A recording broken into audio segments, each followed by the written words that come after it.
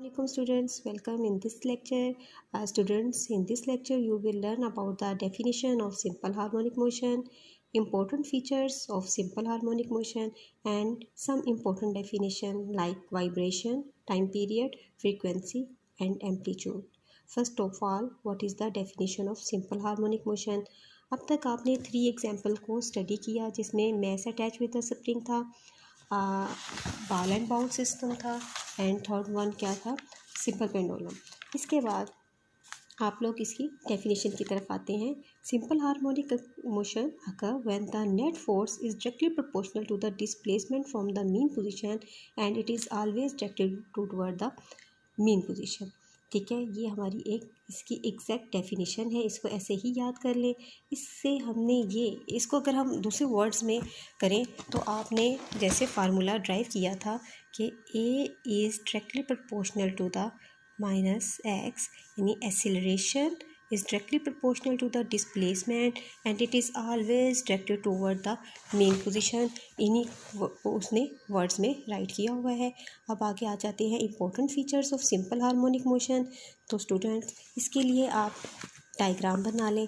पहला इसका जो फीचर है वो यही है कि ये वाइब्रेटरी मोशन है। वाइब्रेटरी मोशन का मतलब है to and fro motion about it mean position, यानी ये अगर हमारी मेन पोजीशन है और ये टू एक्सट्रीम पोजीशन है तो ये अपनी इस मेन पोजीशन के आगे पीछे मूव करेगा और अपनी इस मोशन को रिपीट करता जाएगा।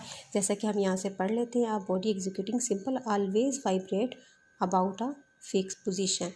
सेकंड क्या है? सेकंड वही जो हमने फार्मूला अभी देखा, acceleration is always directed toward the mean position. अब थर्ड वन को करने के लिए अभी आपने देखा कि एक्सीलरेशन क्या है, डायरेक्टली प्रोपोर्शनल है डिस्प्लेसमेंट के। अगर डिस्प्लेसमेंट मैक्सिमम होगा तो एक्सीलरेशन भी मैक्सिमम होगा। तो आप लोगों ने देखा कि यहाँ पे डिस्प्लेसमेंट क्या है, ज़ीरो है, लेकिन जैसे जैसे इस तरफ मूव करेंगे तो डिस्प्लेसमेंट क्या होता जाएगा, मैक्सिमम है। अगर यहाँ पे डिस्प्लेसमेंट ज़ीरो है तो ऑफ कोर्स एक्सीलरेशन भी ज़ीरो होगा और यहाँ पे एक्सीलरेशन क्या होगा, मैक्सिमम होगा। इसी तरह अगर हम वेलोसिटी की बात करें तो हमें पता है यहाँ पे काइनेटिक एनर्जी मैक्सिमम होती है और यहाँ पोटेंशियल एनर्जी मैक्सिमम होती है, जो कि मैंने आपको पिछले लेक्चर में समझाया था। तो यहाँ पे काइनेटिक एनर्जी मैक्सिमम है, हमें पता है kinetic energy half m v square है, यानी वेलोसिटी यहाँ पे क्या होगी, मैक्सिमम होगी और यहाँ वेलोसिटी ज़ीरो होगी। जब ये बातें आपको पता चल जाएंगी तो ये दोनों फीचर्स आप बड़े आराम से याद कर सकते हैं। The magnitude of acceleration is always directly proportional to its displacement from the mean position। acceleration will be zero at the mean position क्योंकि वहाँ x ज़ीरो है, while it will be maximum at extreme position। और इसका fourth feature, its velocity is maximum at the mean position and zero at the extreme position। ठीक है, ये चारों features आप लोगों ने याद कर लेने हैं। आगे है वाइब्रेशन। वाइब्रेशन क्या है? तो vibration one complete round trip, यानी यहाँ से मीन से एक्सट्रीम पे गया, एक्सट्रीम से वापस मीन पे आया, ठीक है, दूसरी साइड पे एक्सट्रीम पे चला गया और फिर दोबारा मीन पे आ गया। तो ये हमारी क्या है, एक कंप्लीट वाइब्रेशन है।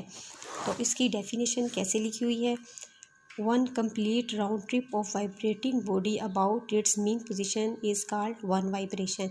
इसी तरह टाइम पीरियड, इस वाइब्रेशन एक वाइब्रेशन के लिए जितना टाइम रिक्वायर्ड होगा तो उसको हमने क्या कहना है, टाइम पीरियड कहना है। The time taken by vibrating body to complete one vibration, यानी एक वाइब्रेशन के लिए जितना टाइम रिक्वायर्ड होगा उसे आपने कहना है टाइम पीरियड, और इसे कैपिटल टी से रिप्रेजेंट किया जाता है।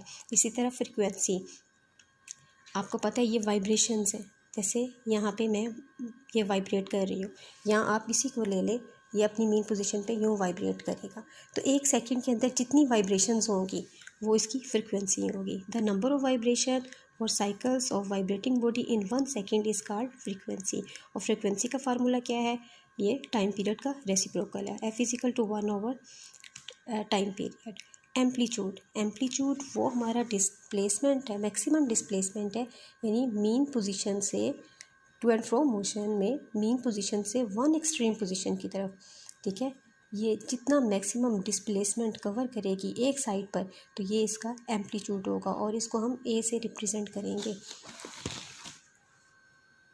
The maximum displacement of vibrating body on either side of from its mean position is called its amplitude. अब हम एग्जाम्पल नंबर 10.1 करते हैं, क्योंकि हमें फार्मूला टाइम पीरियड का आता है। Mass attach with the spring भी हमने कर लिया है, सिंपल पेंडुलम के लिहाज से भी कर लिया है। अब जब हमने कर लिया तो इसकी एप्लीकेशन देखते हैं। एप्लीकेशन का मतलब क्या हम इस फार्मूले को अप्लाई कर सकते हैं। अब यहाँ पे हमारे पास एक स्टेटमेंट है, find the time period and frequency. आपने क्या फाइंड करना है, time period and frequency of simple pendulum. उसमें लेंथ कितनी गिवन है, 1 मीटर लॉन्ग, और जी हमें पता है 10 मीटर पर सेकंड स्क्वायर है। तो सबसे पहले हमने यहाँ पे कर लेना है कि हमारे पास गिवन डाटा क्या है। तो स्टूडेंट्स, गिवन डाटा में हमारे पास यहाँ पे एल है 1 मीटर और जी गिवन है 10 मीटर पर सेकंड स्क्वायर। जबकि हमने फाइंड क्या करना है, फाइंड आप लोगों ने यहाँ करना है टाइम पीरियड, और नंबर 2 पे आपने करनी है फ्रीक्वेंसी। फार्मूला यूज्ड आपने लिखना है।